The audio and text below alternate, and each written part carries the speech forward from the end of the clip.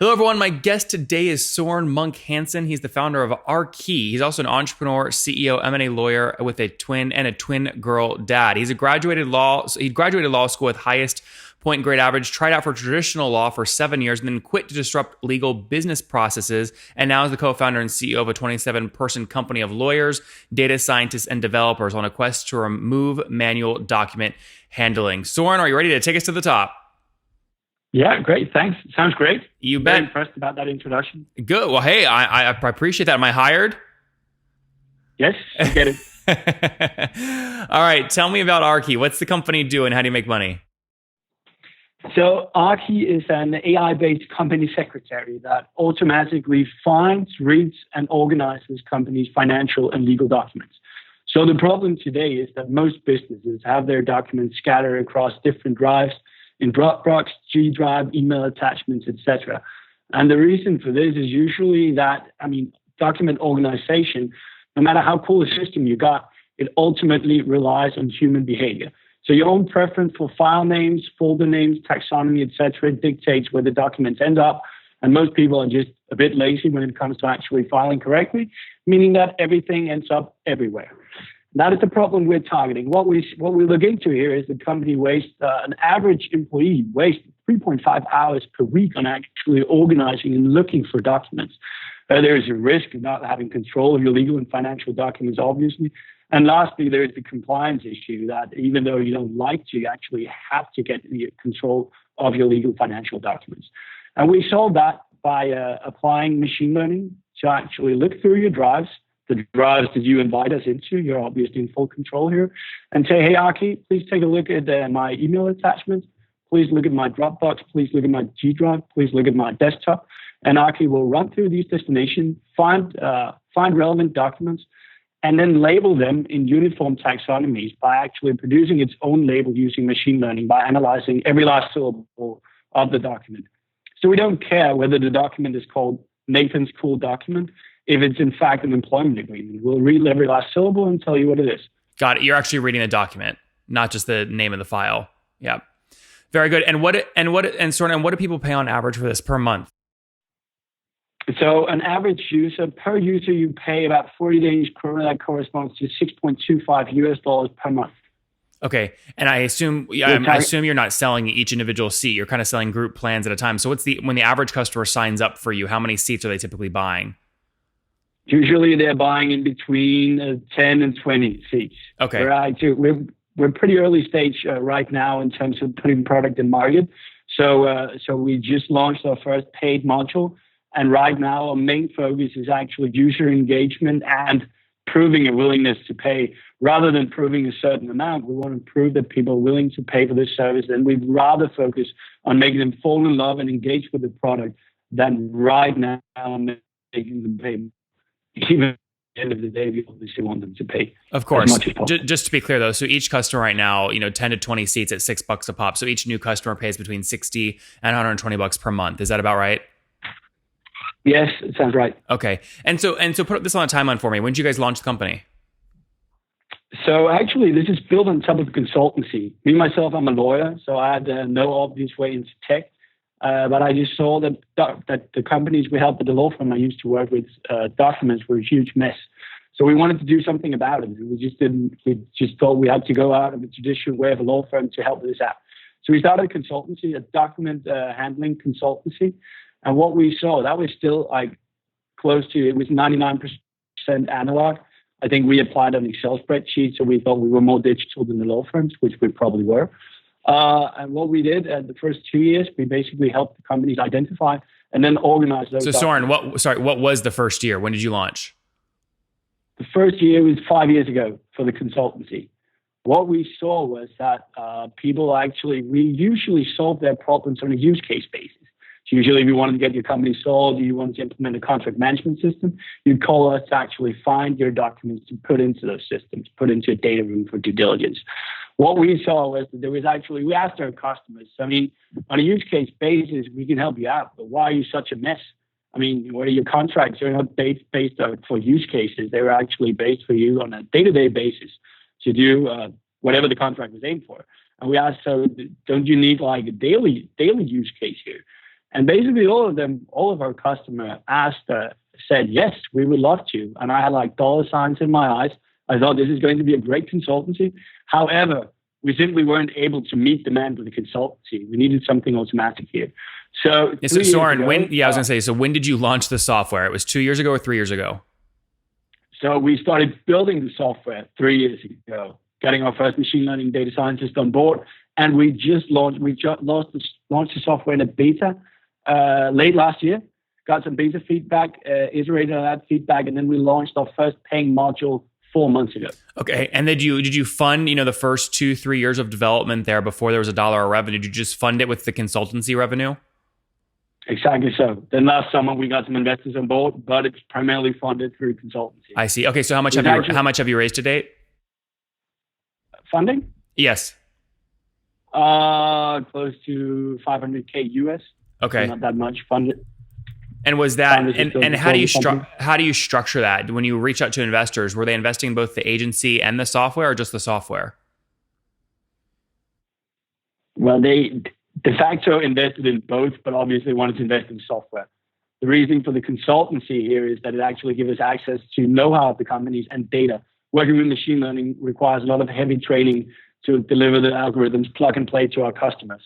So that was our starting point. We actually got the data from our customers. For some of them, we got allowed to use them for training purposes, allowing us to deliver plug and play software instead of yet another AI platform. Got it. And okay, so you launched it in beta about a year ago. You launched paid module 4 months ago. Now, what do you have today in terms of total customers paying you? Sorry, come again? So what do you have? You launched the paying module about 4 months ago. My question is, what do you have today in terms of total customers paying you? So right now we just got 28 customers by doing some very, very early funnel metrics just to prove that we could do some online marketing to onboard customers. And then we actually shut down the funnel to make sure that we got all of those 28 customers a great onboarding experience by learning as much as possible. So right now revenues are rather low. I think in software this year, we're going to make like 12 to 15K US dollars, which is not the focus right now. The focus is actually giving customers a great experience. Yeah, no, I get it. Everyone has to start from scratch. So I appreciate you being so transparent here as you're just launching.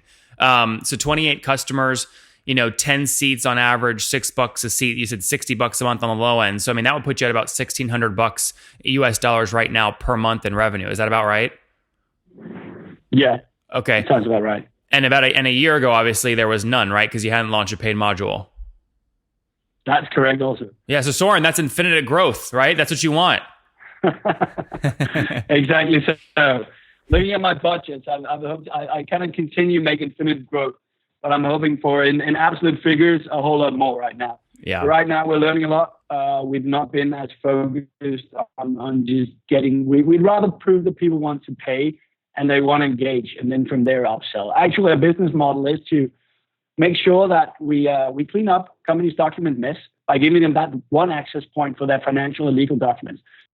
From there, we're going to upsell to even more modules, like a contract management module, telling you when all your contracts expire and so on. Yeah, no, that makes good sense. You mentioned that you've tested some paid stuff to get these first 20 or so customers. What is your CAC? What are you paying to acquire customers?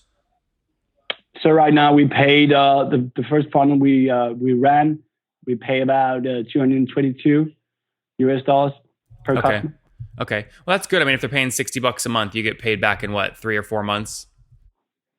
Exactly. So, well, we just wanted to prove that the funnel sort of makes sense to the target pricing, and then upsell from there. But basically, without any upsell, it actually makes sense. Yeah. And what's your team size today? How many folks are just on the software?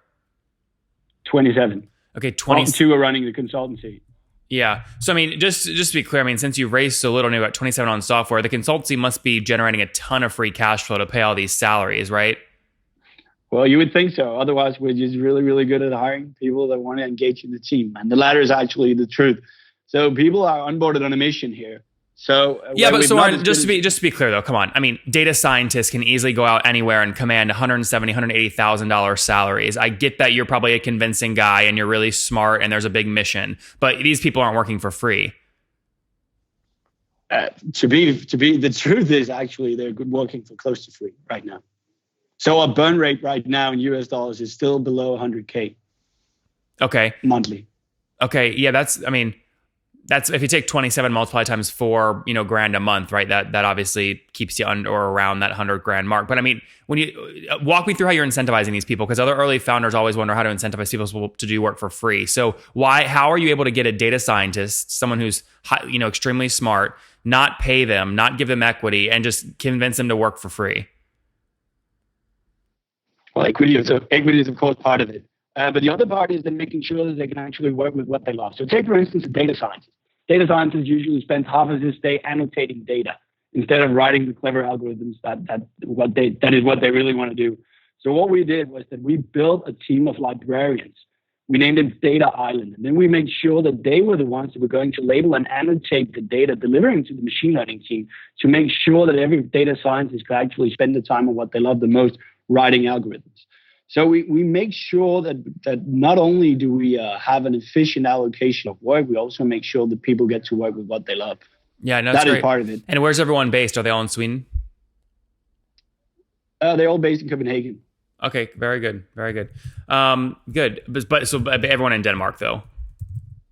Yes, true. I actually have one guy in New York right now. He just moved over there as we launched product to do some early market penetration, just to poke to the market. Talk about partnerships, looking at early distribution. Arki works actually better in English than it does in Danish. We've known from the very beginning that we look outside Denmark. Oh, good. All right, very good. Let's wrap up here, Soren, with the famous 5. Number 1, what's the last business book that you read? The last business book I read? The Lean Startup, I think. It's quite a while ago, actually. Number 2, is there a CEO you're following or studying? Honestly, no. Okay. But I do spend a lot of time. I do spend a lot of time with my peers in the Copenhagen Machine Learning Society to learn a lot from them. But it probably wouldn't be CEOs, as you know. Number 3, what is your favorite online tool for building your business? Right now, what we use the most is probably Slack. Okay. And number 4, how many hours of sleep do you get every night? Good question. I work a lot and I have twin girls. 5, 6, maybe. 6, not bad. All right. So you said married and 2 girls? Yes. Okay. And how old are you, Soren? I'm 34. 34. Last question. What do you wish your 20-year-old self knew?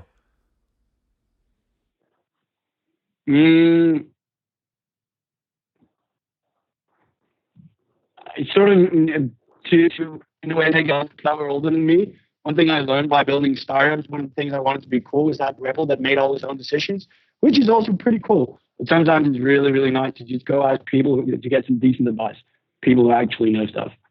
Yep. Guys, use advice, use it to your advantage. Going from Soren, launched a very successful agency. Now as data scientists, lawyers, building Arki. They launched and started coding it about 3 years ago. They just launched a paid module less than 5 months ago. Today, they've got about 28 folks paying $60 a month, doing about $1,600 per month in revenue. Obviously hoping to scale that. They've got $500,000 in funding as they look to scale with their team of 27 folks based mainly in Denmark and 1 in New York. Soren, thanks for taking us to the top.